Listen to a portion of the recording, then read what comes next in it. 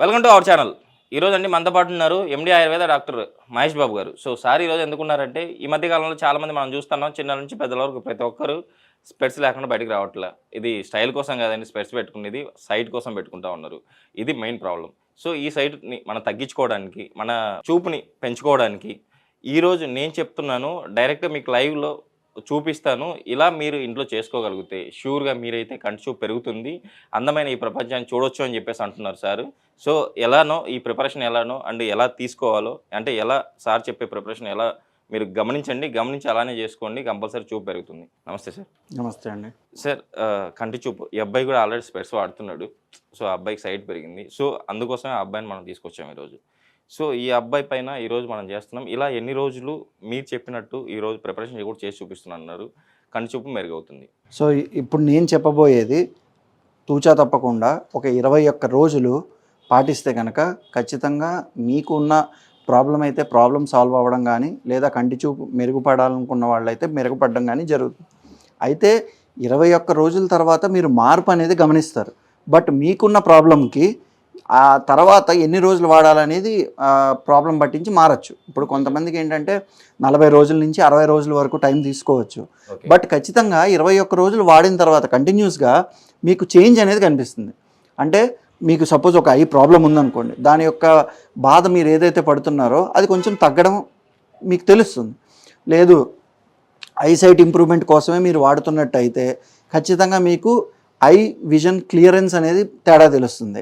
లేదు మీరు eye strain ఎక్కువ అవుతున్నారు మీ జాబ్ వల్ల కానీ వేరే వేరే కారణాల వల్ల, ఆ స్ట్రెయిన్ తగ్గించుకోవడానికి వాడుతున్నట్టయితే మీకు ఐలో ఒక రిఫ్రెషింగ్ లాగా అనిపించి ఐ విజన్ అనేది కూడా చాలా క్లియర్గా ఉంటుంది అనమాట. స్ట్రెయిన్ అనేది తగ్గుతుంది, అంటే కళ్ళ మంటలు రావడం అలాంటివి లేకుండా, అండ్ నిద్ర కూడా బాగా పడుతుంది.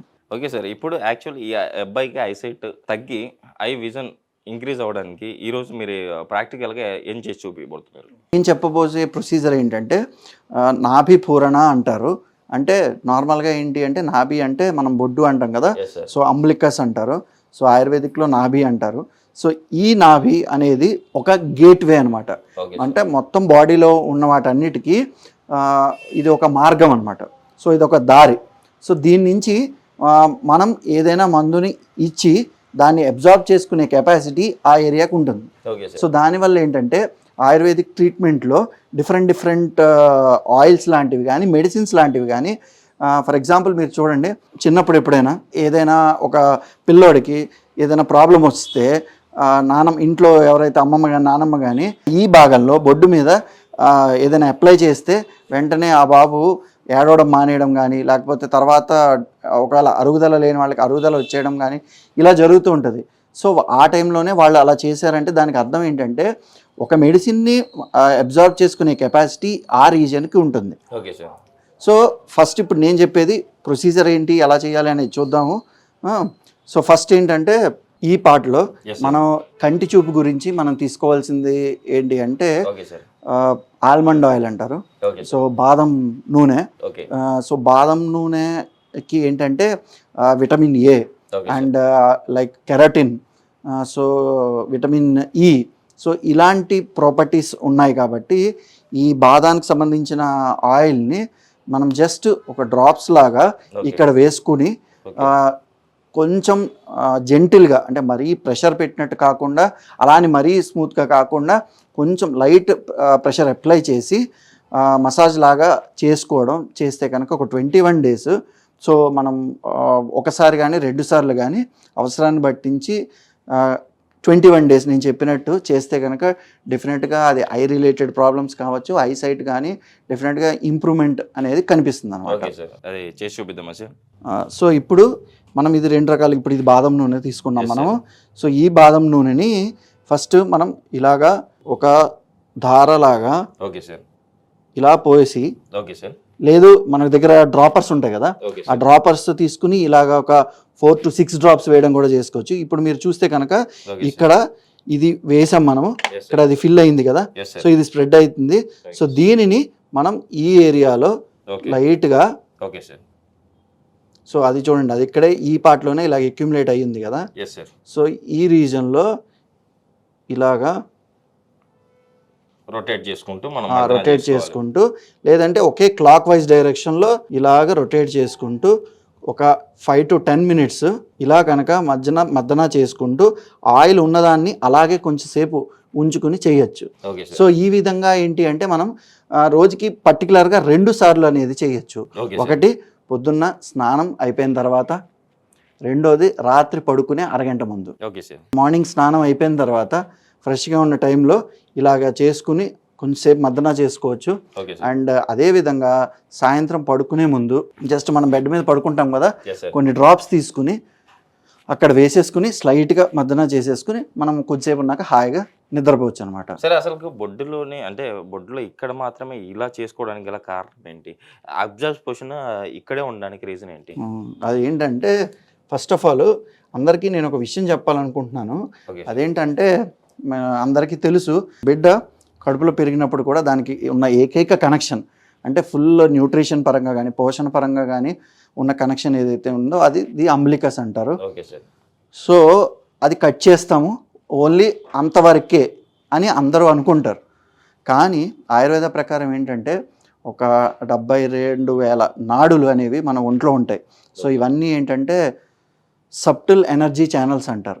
సో ఈ ఛానల్స్కి ఒకే ఒక్క మూలం అండ్ ఒకే ఒక్క ప్లేస్ ఎక్కడైతే ఈ నాడులన్నీ కలిసే చోటు ఏదైతే ఉందో అది ఇదనమాట. అండ్ మనం కామన్గా చూసుకుంటాం కదా, ఎలాగా అంటే for example cycle or engine bike లాంటివి తీసుకుంటే మనం ఆయిలింగ్ సర్వీసింగ్ కోసం ఎక్కడ వేస్తాము, చైన్ ఎక్కడైతే మనం దానికి కలిసే చోటు ఉంటుందో ఇంటర్సెక్టింగ్ పాయింట్ అంటారు, అక్కడ మనం ఆయిలింగ్ చేస్తాము. సో అదేవిధంగా ఒక 3 కన్నా ఎక్కువ భాగాలు ఇంటర్సెక్ట్ అయ్యే పాయింట్ మన బాడీలో ఉంది అదంటే అదేంటంటే అది ఇదే అనమాట. సో ఇక్కడ ఒక 72,000 నాడులు ఒక చోట ఉండి కలుస్తున్నాయి కాబట్టి దీనికి ఇంత శక్తివంతమైనది అండ్ దాన్ని అబ్జార్బ్ చేసుకోగల కెపాసిటీ కూడా దీనికి ఉంది. సో ఈ విధంగా ఏంటి అంటే ఇది టోటల్ అబ్జార్బ్ చేసుకుని డిస్ట్రిబ్యూషన్ చేయగల కెపాసిటీ ఉంది దీనికి.